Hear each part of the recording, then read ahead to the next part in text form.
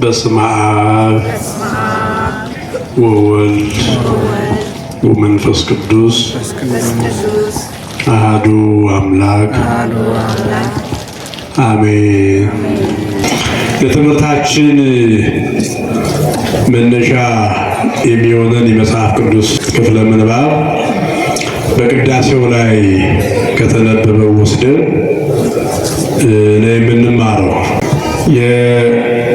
የሐዋርያው የቅዱስ ሉቃስ ወንጌል ምዕራፍ 6 ቁጥር 19 ጀምረን ስናነብ እንዲህ የሚል ቃል ተጽፏል። ሕዝቡም ሊዳስሱት ይሹ ነበረ፣ ከእርሱም ኃይል ይወጣ ነበር፣ የዳሰሱትንም ሁሉ ይፈውሳቸው ነበር ይላል። ሶስት አረፍተ ነገር ነው ተጽፎ የምናገኘው። ሕዝቡ ሁሉ ሊዳስሱት ይሹ ነበር፣ ወይፈቅዱ ሁሎሙ ሕዝብ ይክስስዎ። ወደ እሱ የመጡት እሱ ባለበት ቦታ ሁሉ እሱ ፈልገው የመጡ ሰዎች ሊዳስሱት ይፈልጉ ነበር። ለምን ከተባለ እስመ ኃይል ይወፅእ እምኔሁ፣ ከሱ ኃይል ይወጣ ነበርና ይላል። ምን ይወጣ ነበርና? እስኪ ሁላችሁ ተናገሩት። ከሱ ኃይል ይወጣ ነበርና ይልና ዋህዮሙ ለኩሎሙ፣ የዳሰሱትንም ሁሉ ሰዎች አዳናቸው ይላል። ስለ ቃሉ እግዚአብሔር አምላካችን ስሙ የተመሰገነ ይሁን። እንግዲህ የዚህ ትምህርት መሰረታዊ ዓላማ ሰዎች እግዚአብሔርን ፈልገው ከመጡና በእምነት ከእግዚአብሔር ጋር ከተገናኙ በሕይወታቸው ያለውን ችግር እግዚአብሔር እንደሚያነሳላቸው የሚያስተምር የወንጌል ክፍል ነው ማለት ነው። እግዚአብሔር በእውነት በእምነት መጥተን የሁላችንንም ችግር ፈቶልን የውስጣችንን ሰላም መልሶልን በሰላም እንዲያሰናብተን የእሱ በጎ ፈቃድ ይሁንልን። እንግዲህ ሙሉ ታሪኩን ስናየው የመጽሐፍ ቅዱስን ሐሳብ ሙሉ ታሪኩን ስናየው በሶስት ክፍሎች የተከፈለ ነው። ያውን የሉቃስ ወንጌል ምዕራፍ 6 ከቁጥር 1 እስከ 20 ያለው ቃል ሶስት የተለያዩ ሐሳቦችን ይዟል። ያውን ጥቅሱን የነገርኳችሁ የመጨረሻው ሐሳብ ነው። የመጀመሪያው ስለ ሰንበት አከባበር፣ በሰንበት ደቀ መዛሙርቱ በመንገድ ሲያልፉ እሸት ቀጥፈው ስለበሉ እና በሰንበት ደቀ መዛሙርት ለምን እሸት ይቆርጣሉ የሚል የፈሪሳውያን ጥያቄ ተነስቶ ለእሱ መልስ ሰጥቶ አልፏል ጌታችን ኢየሱስ ክርስቶስ። ጌታችን በመንገድ ያልፍ ነበረ ይላል። ደቀ መዛሙርቱም ተከትለውት ይሄዱ ነበረ። ምክንያቱም ከዋለበት ይውላሉ፣ ካደረበት ያድራሉ። ከክርስቶስ የተለየ ጉዞ የላቸውም ሐዋርያት። የእኛንም ጉዞ እግዚአብሔር ከእሱ ጋር ያድርግልንና ከክርስቶስ ከተጠሩ በኋላ ከመጠራታቸው በፊት እነ ቅዱስ ጴጥሮስም እነ ቅዱስ ጳውሎስም ሌሎችም ሐዋርያት ስራቸው ሌላ ነበረ። የተለያየ የእጅ ስራ እየሰሩ የሚኖሩ ነበሩ። ከኃጢአትም ብዙ የራቁ አልነበሩም። የመጀመሪያ ሕይወታቸው እነ ቅዱስ ጳውሎስም በኋላ ታሪካቸውን እንዳስሰዋለን የመጀመሪያ ሕይወታቸው ብዙ የሚያስደስት አልነበረም። ግን እግዚአብሔር ከጠራቸው በኋላ እግዚአብሔርን ከቀመሱ በኋላ የክርስቶስን ማንነት ከተረዱ በኋላ ግን ሁሉም ሐዋርያት ከሱ የተለየ ሕይወት አልነበራቸውም። በኋላ የመስቀሉ ጉዞ ላይ ወደ ኋላ መሸሽ ቢኖርም በ3 ዓመት ከ3 ወር ከ10 ቀን ያቺ የማስተማር ጊዜው ላይ ከሱ የተለየ ጉዞ አልነበራቸውም። ሐዋርያት በሄደበት ይሄዳሉ። በማስተማር በሚውልበት ቦታ አብረው ይውላሉ። በሚያድርበትም አብረው ያድራሉ። ሊቃውንቱ እንደሚሉት የቃሉን ትምህርት ሁልጊዜ ይሰማሉ፣ የእጁን ታምራትም ያያሉ። ሐዋርያት በቃሉ አስተምሮ ሰዎችን ሲለውጥ በዓይናቸው ያያሉ። እጁን ዘርግቶ ደግሞ የታመመውን ሲፈውስ፣ ጎባጣውን ሲያቀና፣ ዓይን ለሌለው ዓይን፣ ጆሮ ለሌለው ጆሮ ሲሰጥ በዓይናቸው ይመለከታሉ። እግዚአብሔር ስሙ የተመሰገነ ይሁን። ዛሬም ዓለማችንን ሀገራችንን ባለማመን መካከል ያሉትን ሁሉ እግዚአብሔር ይፈውስልን። እስቲ አሜን በሉ። የእግዚአብሔር እጅ ዛሬም ያስፈልጋል እና አብረው ሲሄዱ ስንቅ አልያዙም ነበርና በመንገድ ካለው እሸት ቀጥፈው ይበሉ ነበረ ይላል። በእስራኤል ባህል እሸት ቀጥፎ መብላት የተለመደ ነው። እኛ ሀገርም እኮ በሰሜኑ በገጠሩ በሰሜኑ በየትኛውም በገጠሪቷ ኢትዮጵያ ስትወጡ እንደው በህዳር በታኅሳስ የደረሰ እሸት ካለ እንደው አሁን ሰው ከፍቶ ካልሆነ ተማሪ ሆነን እሸት ቆርጠን መብላት አይከለከልም። ይሄ ከጌታችን ጀምሮ ተያይዞ ይመጣ ነው። በእስራኤል ባህል እንደዚያ ነው። ግን እሸት መቁረጣቸው ሳይሆን የቆረጡበት እሸት ቆርጦ የበሉበት ቀን ሰንበት ስለነበረ ነው ተቃውሞ የተነሳ። ምን ስለነበረ አልኳቸው? እሸት ስለቆርጦ ስለበሉ ወይም የእሸቱ ጉዳይ አይደለም። ለምን እሸቱን ቆረጡብን ሳይሆን ያንን ያደረጉበት ቀን ሰንበት ነው። በሰንበት ደግሞ አንድ ሰው ምንም መንካት የለበትም ብለው የሚያስቡ ናቸው አይሁድ። ይህ በእውነት ዛሬም ድረስ በአይሁዳውያን ስርዓት የብሉይ ኪዳንን እምነት ስለሆነ የሚቀበሉት ቀዳሚት ሰንበት በእነሱ ዘንድ በጣም ዛሬም በጥብቅ ነው የሚያከብሯት። ያው ሄደን ለመረዳት እንደቻል ነው ማለት ነው። ነመዋዘ ስብሐት ዲያቆን ልዑል ሰገድ ያግዙኛል። ዛሬም ዓርብ ከ9 ሰዓት ምናምን ጀምሮ በዓሉ ይከበራል እና ለምን በሰንበት ሆነ ነው። እና ጌታችን ለዚህ ጥያቄ መልስ ሰጣቸው። አይ በሰንበት የዕለት ነገር እሸት ቆርጦ መብላት ኃጢአት አይደለም እና ከዚህ በፊትም ዳዊት በሰንበት ያልተፈቀደለትን ነገር አድርጓል። በብሉይ ኪዳን ዳዊት በራበው ጊዜ ለካህናት ብቻ የተፈቀደውን ለሱ የማይገባውን ነገር እንዲያደርግ የብሉይ ኪዳኑ ሊቀ ካህናት ፈቅዶለታል። ስለዚህ እነዚህ ደግሞ ሐዋርያት የሰንበት ጌታ የሆንኩትን እኔን እያገለገሉ እሸት ቆርጦ ቢበሉ ኃጢአት አይሆንባቸውም ብሎ መልስ ሰጣቸው። እግዚአብሔር የተመሰገነ ይሁን። አሁን እኛም ዛሬ የሐዲስ ኪዳን ክርስቲያኖች እርግጥ ነው ሰንበትን እናከብራለን።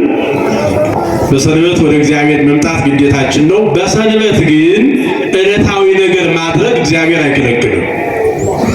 አሁን ከዚህ ስትወጡ እንጨት ሰብራችሁ ውሃ ቀርታችሁ ቤት ውስጥ ያለ ነገር አብስላችሁ ለእናንተም ለድሆቹም ብትሰጡ ኃጢአት አይደለም፣ ኃጢአት አይደለም። በሰንበት ውሃም ቀርቶ በአዲስ ኪዳን ይቻላል።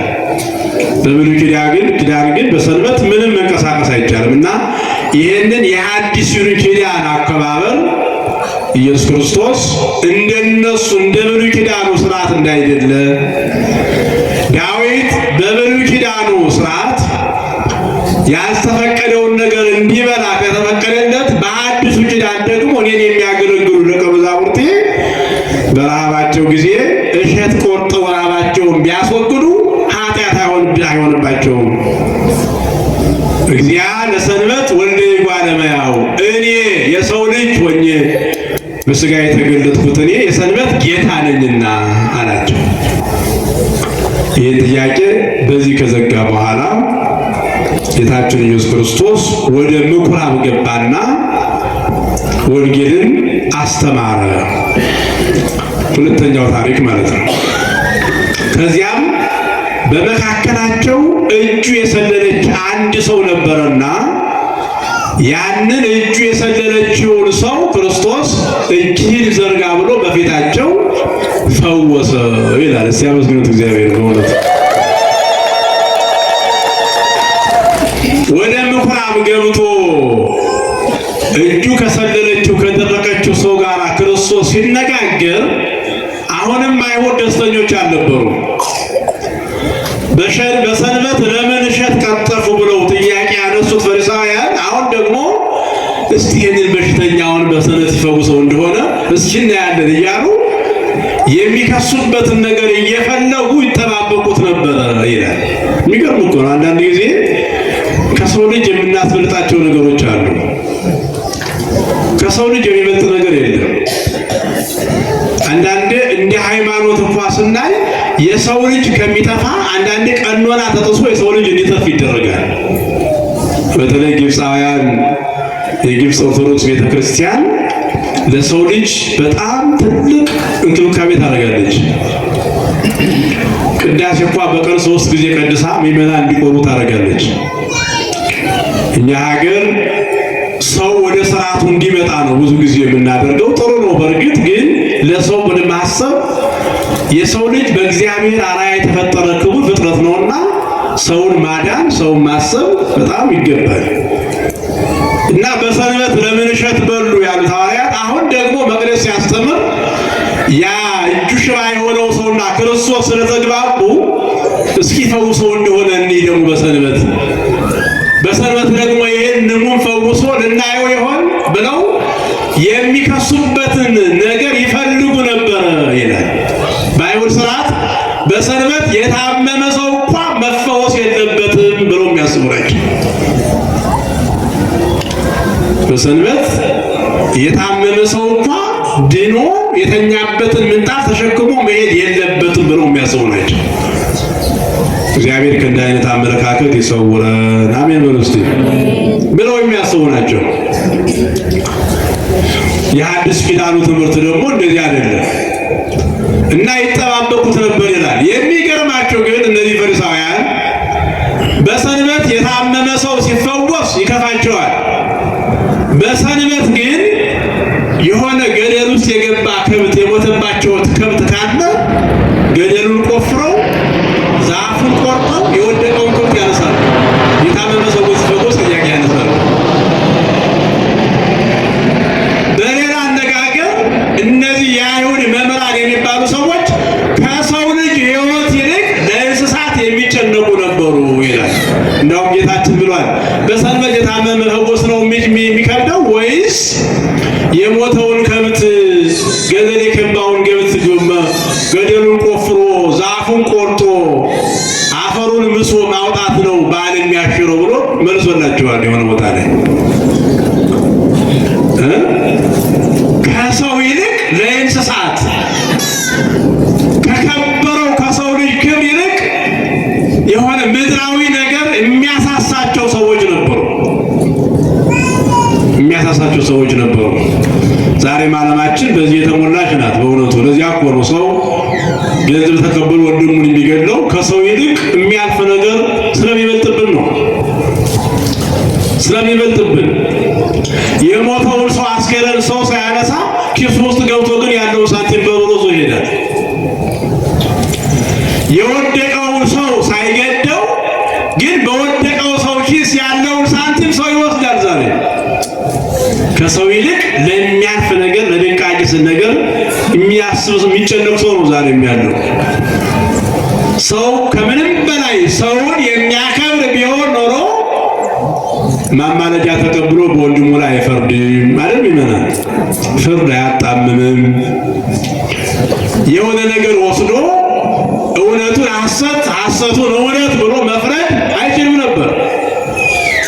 ወይም በወንድሞቻችን ላይ ሰይፍ አንስተን የወንድሞቻችን ሕይወት እንዲቀጠፍ ማድረግ አንችልም ነበር። ዛሬም ሰው ከሁሉም ነገር ለሰው ክብር ቢያስብ ማለት ነው እና ዛሬም ዓለሙ በመገለባበጥ የሚኖርበት ጊዜ ነውና ይሄንን ጊዜ እግዚአብሔር እንዲያስተካክልልን ፈቃዱ ይሆንልን እና ይጠባበቁት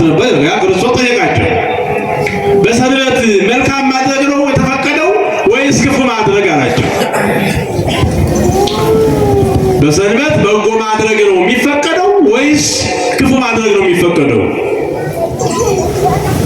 በሰንበት የታመመውን የወደቀውን ጥሎ መሄድ ክፉ ማድረግ ነው፣ በጎነት አይደለም፣ የአንድ አማኝ መገለጫ አይደለም። በሰንበት የወደቀውን ማንሳት የታመመውን መፈወስ ደግሞ በጎ ነገር ነው ማለት ነው ክርስቶስ። እና የትኛው ይሻላል አላቸው። ሁሉም ዝም አሉ፣ መልስ አልመለሱም። ክርስቶስም ተቆጣና ያንን እጁ የሰለለችውን ሰው በልጅህን ዘርጋ አለው ይላል። ወሰፋ እዴሁ እጁንም ዘረጋ ወሐዮት ወዲያውም ዳነች። ወኮነት ከመካሊታ እንደ ሌላይቱ እጅ እንደ ሁለተኛይቱ እጅ ጤነኛ ሆነች። እጁ አንድ እጅ የነበረው ባለ ሙሉ እጅ ሆነ ይላል። ክብርና ምስጋና ለአምላካችን ለእግዚአብሔር ይሁን። ያሁን በስጋ እጁ ካለመስራቱ የተነሳ በስጋ ጉለት የነበረው ሰው አሁን በዕለተ ሰንበት በክርስቶስ በመድኃኔዓለም በኢየሱስ ክርስቶስ ትእዛዝ ፍጹም ጤነኛ ሆኖ ሙሉ ሰው ሆነ። እግዚአብሔር ሙሉ ሰው ያድርጋችሁ፣ ሙሉ ሰው ያድርገን መድኃኔዓለም ክርስቶስ። ዛሬም ብዙ የጎደለብን ነገር ይኖራል። ምናልባት ሙሉ አካል ሊኖረን ይችላል፣ ግን የጎደለ ነገር ይኖራል። ትዳር ሊኖራችሁ ይችላል፣ ግን የጎደለ ነገር ይኖራል። ልጆች ሊኖራችሁ ይችላሉ፣ ግን የጎደለ ነገር ይኖራል። ሰው 100% ሊሞላለት አይችልም እዚህ ምድር ላይ እያለ። ለዚያ ነው ጌታችንም ለምኑ ይሰጣችኋል፣ አንኳኩ ይከፈትላችኋል፣ የለመነ ሁሉ ያገኛል፣ ያንኳኳ ሁሉ ይከፈትለታል ያለን መድኃኔዓለም በእኛ ሕይወት ጉድለት እንዳለ ስለሚረዳ ስለሚያውቅ ነው። እውነት ነው ሐሰት ነው? በሰው ሕይወት ውስጥ ሁሉ ነገር ሊሞላ አይችልም። ሰው ሁሉ ነገር ከሞላለትማ ፍጡርነቱን ትቶ ፈጣሪ ሊሆን ነው ማለት ነው። ሁሉ ነገር ያለው እግዚአብሔር ብቻ ነው። ሲያመስግኑት ይሄንን አምላክ ሁሉ ነገር ያለው ቢሰጥ የማያልቅበት ዘመኑ የማይለወጥ የማያረጅ ዘመናትን የሚያስረጅ በዘመናት ውስጥ ያለ ከዘመናት በፊት የነበረ ዘመናትን አሳልፎ የሚኖር እንዳሰበ የሚያደርግ ያሰበው በቅጽበት የሚሆንለት ሰማይ ምድሩ የሚታዘዝለት ግዑዛን የሆኑ ነገሮች እንኳን ሳይቀር የሚገዙለት ፍጥረታት ሁሉ የሚንበረከኩለት ሁሉ በእጁ ሁሉ በደጅ የሆነ እግዚአብሔር ብቻ ነው። ኧረ ምስጋና ለአምላካችን ለኢየሱስ ክርስቶስ ይሁን። እኛ ግን ጉድለት አለብን እና ኢየሱስ ክርስቶስ የዚህ ሰው ጉድለት ሞላው። ሰዎች ከነ ጉድለቱ እንዲቀጥል ነው የፈለጉት ወገኖቼ። ዛሬም እኮ ሰው እንደሚያስብ ሰው አለ። ከነ ጉድለታችን ሲያየን ደስ የሚለው ሰው አለ። ስንሞላ የሚከፋው ሰው ይኖራል አይደለም? ትናንት የሆነ ነገር ጎሎባችሁ እግዚአብሔር ሲሞላላችሁ የሚከፋው ሰው ይኖራል። ሙሉ ስንሆን ሰይጣንና የሰይጣን መልእክተኛ የሆኑ ሰዎች አይወዱም። አሁን ሰዎች የሃይማኖት ሰዎች ሳይሆኑ የሃይማኖት ሰዎችማ ቢሆኑ በትክክል እግዚአብሔርን ቢያውቁማ በእግዚአብሔር አምሳል የተፈጠረ የሰው ልጅ ማንነት ይገባቸው ነበር እና ገሰጻቸው። እጅን ዘርጋ ነው። እጅን ዘረጋ። ያ ታጥፋ ተኮማትራ የነበረችው እጁ በእግዚአብሔር ቃል ተዘረጋች። ወኮነት እንደ ሁለተኛይቱ ሆነች፣ ፍጹም ጤነኛ። ያ ጉድለት የነበረው ሰው ፍጹም ጤነኛ ሆነ። ከዚያ ምን አላቸው ክርስቶስ? በሰንበት መልካም ነገር ማድረግ ተፈቅዷል። እስኪ በሉም እናንተ በሰንበት ምን ማድረግ? መልካም ነገር ማድረግ ምን ብሏል? ተፈቅዷል። በሰንበት የታመመ መጠየቅ ይቻላል። በሰንበት ሄዳችሁ የታመመ ጎብኝታችሁ እዚያ ያልታጠበ ልብስ ካለው ማጠብ ትችላላችሁ። ያልተዘጋጀ ነገር ካለ ማዘጋጀት ይቻላል። በሰንበት ክርስቲያን ቤተ እግዚአብሔር ሄዶ የትንሣኤውን የክርስቶስን የትንሣኤውን ብርሃን ካየ ወንጌል ከተማረ በኋላ ሥጋውን ደሙን ከተቀበለ በኋላ ወይም ደግሞ እግዚአብሔር ቤት ሄዶ ከእግዚአብሔር ጋር ተገናኝቶ እግዚአብሔርን ካመሰገነ በኋላ መልካም ነገር ሲያደርግ ይዋል ነው እንጂ ምን እንቁ ምድር የሚመጣ ቅዱስ ላይ ያ መልካም ነገር ምንድነው? የታመመ ይጠይቃል፣ ያዘነ ያጽናናል፣ የተቸገረ ይረዳል፣ ካለው ነገር ቆርጦ ይሰጣል። ምክንያቱም ዕለተ ሰንበት ማለት ክርስቶስ ዓለሙን የጎበኘባት ዕለት ማለት ናት። ዓለሙን የጎበኘባት ሰው ሆኖ ወደዚህ ዓለም የመጣባት በዚህ ዓለም የሰው ልጆችን ሕይወት ሁሉ ጎብኝቶ ስለኛ ሞቶ የተነሳባት ሰው ከሞተ በኋላ እንደገና ሕይወት እንዳለው ያረጋገጠባት የሰው ልጆች ሁሉ የዕዳ ደብዳቤ ተቀዶ ነፃ እንድንወጣ የምስራቹን ቃል የሰማንባት የተጎበኘንባት ዕለት ማለት ነው። ስለዚህ በዚህ ቀን ልክ እግዚአብሔር እኛን እንደጎበኘን እኛ ደግሞ ሌሎችን እንድንጎበኝ ነው እንጂ ተቀምጠን እንድንውል ወይም ደግሞ የሥጋ ጉዳያችንን ብቻ እያወራን እንድንውል ከሚበላው ከሚጠጣው ጋር ብቻ ተገናኝተን እንድንውል አይደለም። ስለዚህ ክርስቶስ የፈሪሳውያንን ጥያቄ አሁንም አፈረሰባቸው። በሰንበት ክፉ ማድረግ ነው ወይስ በጎ ማድረግ ነው የሚፈቀደው? አሁን ይሄንን የታመመ ሙሉ ሰው መሆን የሚገባውን ሰው አልፎ መሄድ ክፉነት ነው፣ በጎነት አይደለም። በሰንበት የታመመ መፈወስ ይቻላል እያላቸው ነው። የወደቀውን ማንሳት ይቻላል፣ የታረዘውን ማልበስ ይቻላል፣ ሐዘንተኛ የሆነውን ማጽናናት ይቻላል። በሰንበት ቀደን ማልበስ፣ ቆርሰን ማጉረስ፣ ቀድተን ማጠጣት ይቻላል። የወደቀውን ሰው አንስቶ ገላውን ማጠብ ይቻላል። የጎደለበትን ሰው እንዲሞላለት ማድረግ ከእኔና ከእናንተ ይጠበቃል ማለት ነው። ይሄን ነው ክርስቶስ ያሳየን። ስለዚህ ሁለተኛው በዛሬው ዕለት ወይም በዚህ ወንጌል ላይ ያሳየው ክርስቶስ ይሄንን ነው። የሰው ልጅ ሁለቱም ላይ እዚያ ቀጥፈው ሲበሉ አሁንም ለሰው ልጅ ያለውን ክብር ወገኖቼ፣ ከፍጥረት ሁሉ እኮ ሰው ይበልጣል አይበልጥም? መጽሐፍ እኮ እንዳ ነው የሚለው። ከቀናቶች ሰንበት ትበልጣለች ይላል ቅዱስ ያሬድ። አሁን በሳምንት ውስጥ ስንት ቀን አለን? እስኪ ንገሩ። ስንት ቀን አለን? ሰባት አይደል? ከሰባቱ ሁሉ ቀኖች ማን ትከብራለች? ማን ትከብራለች? ሰንበት ትከብራለች። ለምን? ክርስቶስ የተነሳባት ናት፣ የተጸነሰባት ናት፣ ይሄን ዓለም ሞቶ ያዳነባት ናት። አሁን ክርስቶስ ደግሞ ዓለምን ለማሳደፍ የሚመጣ በዚህ ችለት ነው። በዚህ ችለት ነው የዓለም ደስታ የሚፈጸመው፣ የዓለም ሀሳብ የሚጠቀለለው በዚህ ችለት ነው። ስለዚህ ሰንበት ከቀናቶች ሁሉ ትበልጣለች ይላል ቅዱስ ያሬድ። እግዚአብሔር ከፈጠራቸው ፍጥረት ሁሉ ደግሞ ሰው ይከብራል ይላል። ራኩር የፈጠረና አምላክ አመስግኑት። በእውነት ይላል ከፍጥረት ሁሉ ማን ይከብራል አለ? ማን ይከብራል? ሰው ይከብራል። ከፍጥረት ሁሉ ሰው ይከብራል። ለምን? በእግዚአብሔር መልክ የተፈጠረ ፍጥረት የለም። መላእክትን እንኳ ሳይቀር የማይበሉ የማይጠጡ ረቂቃን የሆኑ መላእክት እኮ በእግዚአብሔር መልክ አልተፈጠሩም። የሰው ልጅ ነው እግዚአብሔር ሰውን በአርአያው በምሳሌው ፈጥሮ። ቅዱስ ዮሐንስ አፈወርቅ ምን ይላል? ሰው ማንን ይመስላል ተብላችሁ ብትጠየቁ እግዚአብሔርን ይመስላል ብላችሁ መመለስ ትችላላችሁ ይላል። ምክንያቱም በመልኩ ነው አይፈጠረም። ራሱን በራሱ እጅ ሌላውን ይሁን ሲል በእጁ አበጃጅቶ የሕይወትን እስትንፋስ ብሎ በመልኩ ፈጥሮ ያከበረን እኔና እናንተ የሰው ልጆች ነን። ስለዚህ ለሰው ልጅ ክብር ስጡ። ሰውን ማክበር ይገባል። አማኝ ይሁን አይሁን እሱ የኛ ጉዳይ አይደለም። በእርግጥ ለሃይማኖት ቤተሰቦች ይበልጥ በጎ ነገር ማድረግ ይገባል። ቅዱስ ጳውሎስ ብሏል፣ ንግበር አምጣነብን ዕለት ንግበር ሰናይ ለኩሉ።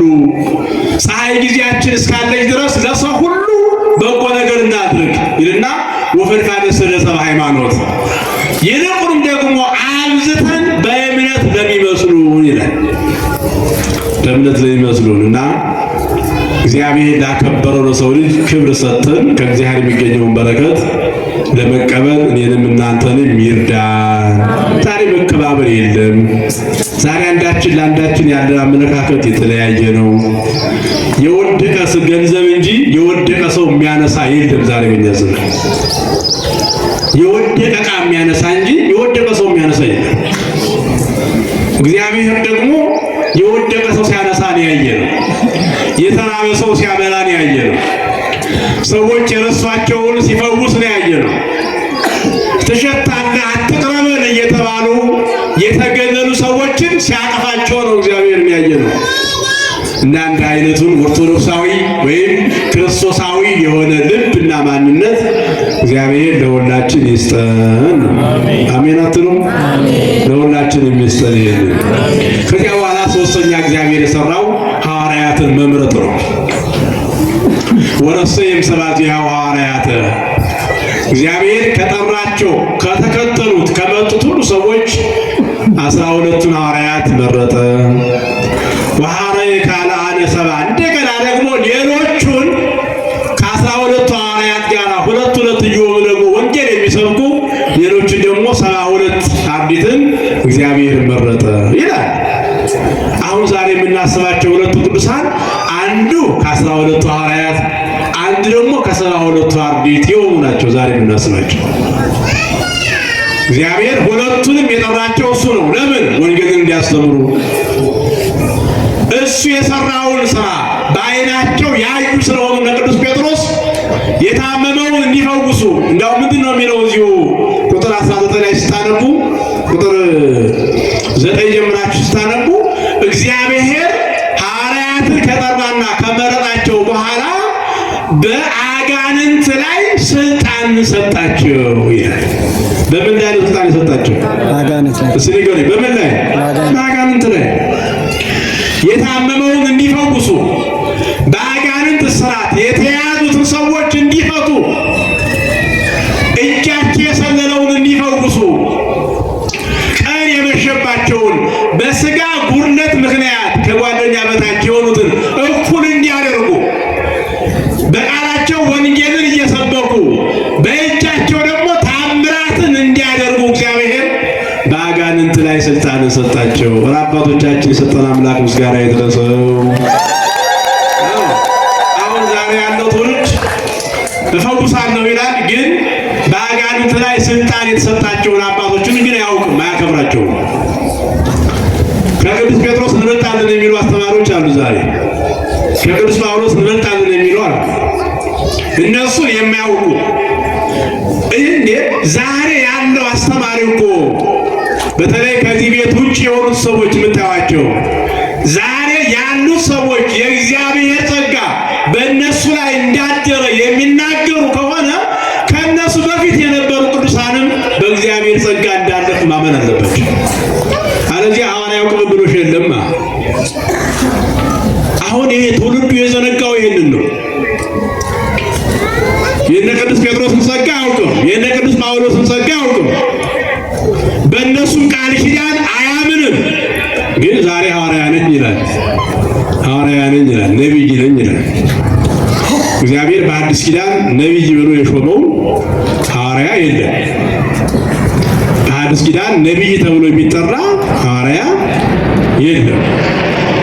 እና ከየት እንደመጣ በማይታወቅበት ሁኔታ የምንሰማው ይሄንን ነው ማለት ነው። እና 12 ሐዋርያትን መረጠ፣ 72 አርድእትን መረጠ። ጴጥሮስና ቅዱስ ጳውሎስ፣ ቅዱስ ጴጥሮስ ከ12 ሐዋርያት ነው። ቅዱስ ጴጥሮስ፣ ጳውሎስ ደግሞ ከ72 አርድእት ነው። ስለዚህ እነዚህ በክርስቶስ የተመረጡ ሐዋርያት ናቸው። ለ30 ዓመት ለ25 ዓመት ወንጌልን ካስተማሩ በኋላ ዛሬ በሰማዕትነት ያረፉ እነዚህ ቅዱሳን ናቸው። በረከታቸውን እግዚአብሔር ያሳድርብን። እነዚህ ቅዱሳን ናቸው። ቅዱስ ጴጥሮስ በጥላው ይፈውስ የነበረ፣ ቅዱስ ጳውሎስ የእግዚአብሔር ጸጋ በእሱ ላይ ከማደሩ የተነሳ የልብሱን ዘርፍ በምላቸው የልብሱን ዘርፍ ወስደው ሰዎች የታመሙ ሰዎች ላይ ሲያደርጓቸው አፈፍ ብሎ የታመመው ሰው ይነሳ ነበር። ቅዱስ ጴጥሮስ በሚሄድበት ቦታ ላይ ጥላው ሲነካቸው የታመሙ ሰዎች ይድኑ ነበር። መጽሐፍ ቅዱስ ይህን የሚለው ኧረ እግዚአብሔር የተመሰገነ ይሁን በእውነት ይመናል። ይህ የሚገርም ታምር ነው። ይህን እያደረጉ እነ ቅዱስ ጴጥሮስ እነ ቅዱስ ጳውሎስ ይህን ዓለም በወንጌል ካረሱ በኋላ ይህን ዓለም አልጫ የሆነውን ዓለም በወንጌል ጨውነት ካጣፈጡ በኋላ እንግዲህ የቤተክርስቲያን ታሪክ እንደሚናገረው ቅዱስ ጴጥሮስ በ64 ዓመተ ምህረት ነው አረፈ የሚለው ልዩነት አለ። በቅዱስ ጴጥሮስና በአንድ ቀን አይደለም የሞቱት። ቅዱስ ጴጥሮስ በ64 ዓመተ ምህረት አካባቢ ለ30 ዓመት ያህል ወንጌልን ሰብኳል። በንስሐ ከተመለሰ በኋላ ቅዱስ ጴጥሮስ በ67 ዓመተ ምህረት አካባቢ ቅዱስ ጳውሎስ ማለት ነው እንደው ሰማዕትነት የተቀበሉ ሰማዕትነት የተቀበሉበት ዓመተ ምህረት ይለያያል። ሰማዕት የሆኑባት ዕለት ቀኗ ግን ሐምሌ 5 ቀን ናት። አያችሁ፣ የሁለቱም ሐዋርያት የዕረፍታቸው ቀን ዛሬ ናት። ዓመተ ምህረቱ ግን ይለያያል። የ2 ዓመት ወይም የ3 ዓመት ልዩነት በመካከላቸው አለ። ከዚያ በኋላ ሰለስቱ ምዕት አባቶቻችን ሊቃውንት በየዓመቱ የሁለቱም ቅዱሳን የዕረፍታቸው የሰማዕትነት መታሰቢያቸው ሐምሌ 5 ቀን እንዲሆን እንደገና እነሱ የጾሙት ጾም ከባለ 50 ማግስት ባለ 50 ነው ያክብረን በበነጋው ጾም ጀምረን እንደ ቤተክርስቲያኗ ሥርዓት የዚህ ጾም ማብቂያ ደግሞ እንደዚሁ በእነዚህ ቅዱሳን መታሰቢያ ሐምሌ 5 ቀን በቅዱስ ጴጥሮስና በቅዱስ ጳውሎስ መታሰቢያ ዕለት የጾሙ ፋሲካ እንዲሆን። ምክንያቱም የሰማዕታት ዕረፍት ደስታ ነው። የሰማዕታት ዕረፍት አክሊል የሚያገኙበት ነው። የቅዱሳኑ ሞት የዘላለም ሕይወት ስለሆነ ከዚህ ከደካማው ዓለም ወደ ሰፊው ዓለም የሚሄዱበት ስለሆነ ደስታ ስለሆነ የቅዱሳኑ የዕረፍት መታሰቢያ ቀን በሐዘን ሳይሆን ከሚያገኙት ጸጋ አንጻር በደስታ መከበር ስላለበት ሰለስቱ ምዕት የሐዋርያት ጾም ከባለ 50 ማግስት ተጀምሮ አሁን ፍትሐ ነገሥት አንቀጽ 15 ያው መጽሐፉ ስለማይኖራችሁ እንጂ በደንብ ይናገራል። ከባለ 50 ማግስት ጾሙ እንዲጀምር ወፋሲካሁ አመሐሙሱ ለሐምሌ በበዓለ ጴጥሮስ ወጳውሎስ ይላል። ፋሲካው መፍቻው ደግሞ ሐምሌ 5 ቀን በቅዱስ ጴጥሮስና ጳውሎስ መታሰቢያ ቀን እንዲውል ብለው ሰለስቱ ምዕት ሥራ ሲሰሩ በሃይማኖተ አበው ወስነው እንላለን። ሲያመስግኗቸው እነዚህ ቅዱሳን። ስለዚህ ዛሬ ሰማዕት መሆናቸውን የምናስብላቸው እነዚህ ቅዱሳን እንደተመረጡ ጌታችን በዚህ ወንጌል ክፍል ላይ እንደመረጣቸው ስልጣን እንደሰጣቸው የወንጌሉ ክፍል የሚያሳየን በሶስተኛ ትርጉሙ ይሄንን ነው ማለት ነው። ይሄንን ስለዚህ እነዚህ ቅዱሳን በረከት ይደርብን። የመጨረሻውና ወንጌሉ የሚቋጭበት ደግሞ ምዕራፍ ምንድን ነው የሚለው ወደሱ የመጡትን ሰዎች ሁሉ ፈወሳቸው ብሎ ነው የሚዘጋው። ስለ ሰንበት አስተማረ፣ እጁ የሰለለውን ሰው ፈወሰ፣ ሐዋርያትን መረጠ። የመጨረሻው የዚህ ዛሬ የተነበበው የወንጌሉ ማጠቃለያ ወደ እሱ የመጡ ሰዎችን ሁሉ ክርስቶስ ፈወሳቸው ይላል። ምን አላቸው? ፈወሳቸው። እስኪ ንገሩኝ፣ ምን አላቸው? ፈወሳቸው። የመጡትን ሁሉ እኮ ነው። ወረፋ የለ ወደ እግዚአብሔር መምጣት ምን ችግር አለው? ሐኪም ቤት ይባል ቀጠሮ ተይዞ ነው አይደል? ዛሬ ላይ ይሳካ ይችላል፣ ሳምንትም ላይ ይሳካ ይችላል፣ ከዚያም ላይ ይሳካ ይችላል። 2 ዓመት ቀጠሮ የሚሰው ይኖራል በሥጋ ሕክምና። ክርስቶስ ግን ዋህዮሙ ለኩሎሙ ወደሱ የመጡትን የዳሰሱትን ሁሉ ፈወሳቸው። እያነከሰ የመጣው ቆሞ ሄደ። ሳይናገር የመጣው አንዴ ወቅት ተፈቶለት እየተናገረ ሄደ። ጆሮቹ ተይዘው የማይሰማው ሰው እየሰማ ሄደ። ጎብጦ የመጣው ከእስራት ተፈቶ ቀና ብሎ እያመሰገነ ሄደ። በሰው ትከሻ የመጣው መቆም መራመድ የማይችለው መሄድ የማይችለው ሰው ሰውነቱ ለምልሞለት የደረቀው ለምልሞለት እያመሰገነ በእግሮቹ ሄደ። ስለዚህ ወደሱ የመጡትን ሁሉ መድኃኒዓለም ክርስቶስ ምን አላቸው አለ? ፈወሳቸው። እኔና እናንተን እግዚአብሔር ይፈውሰን። አመስግኑት ይህንን አምላክ በእውነቱ። ስለዚህ አሁን እኛ የመጣን ዛሬ ማን ፈልገን ነው? ንገሩኝ። ማን ፈልገን የመጣን? እግዚአብሔር ፈልገን የመጣን። አሁን በትክክል ከእግዚአብሔር ጋር ከተገናኘን፣ በእምነት ከተገናኘን፣ እግዚአብሔርን በሚገባ ከለምን ነው ከዳሰስ ነው። ዛሬ ክርስቶስን ምናልባት በአካል ላንዳስሰው እንችላለን፣ ግን በእምነት መዳሰስ ይቻላል። በእምነት ኃይል እግዚአብሔርን በሥጋ ማየት አንችልም፣ ኃጢአታችን ይጋርደናል። በእምነት ኃይል ግን እግዚአብሔርን ማየት ይቻላል። አሁን እግዚአብሔርን ለማየት ከፈለግን ሁላችንም ልባችን ንጹሕ ማድረግ ብቻ ነው። ጌታችን ብሏል፣ ንጹሐን ልብ፣ ልባቸው ንጹሕ የሆነ ብፁዓን ናቸው ይልና እስመ ይእሙንቱ ይሬዩ ለእግዚአብሔር። እነዚህ ልባቸው ንጹሕ የሆነ ሰዎች እግዚአብሔርን ማየት ይችላሉ። ማን ማየት ይችላሉ? ስለዚህ እግዚአብሔርን ፈልገን መጥተን በሚገባ ካገኘነው፣ ከዳሰስነው፣ በዓይነ ሕሊና ከተገናኘን፣ እግዚአብሔርን እንደ አባቶቻችን በዓይነ ሕሊናችን የመዳሰስ እዚያ የደረሰ ማንነት ካለን ከችግራችን ተፈተን ሁሉንም አዳናቸው እንዳለ ሁላችንም ካለብን ደዌ ተፈውሰን በስራችን ካለው ችግር ተለይተን አሁን ቤታችን ስንሄድ እንደው አዝነንበት ተክዘንበት የመጣው ነገር ሁሉ ተስተካክሎ ሞልቶ እናገኘዋለን። ይችላል አይችልም? እግዚአብሔር። ምክንያቱም የመጡትን ሁሉ ፈውሳቸው።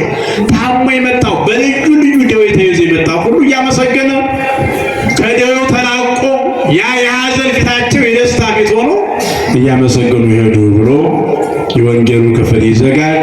እኔና እናንተንም ከችግራችን ፈቶ ከሐዘናችን አላቆ በፊታችን ላይ የሚወርደውን እንባ አብሶ ሰው በልዩ ልዩ መንገድ ሊያዝን፣ ሊቸገር፣ ሊያዝ፣ በሽተኛ ሊሆን ይችላል እና ከዚያ ሁሉ ችግራችን እግዚአብሔር ፈቶ በሰላም ወደ ቤታችን ይመልሰናል። ይህን የሚችል አምላክ ነው እናያለን። እግዚአብሔር ያድርግልን።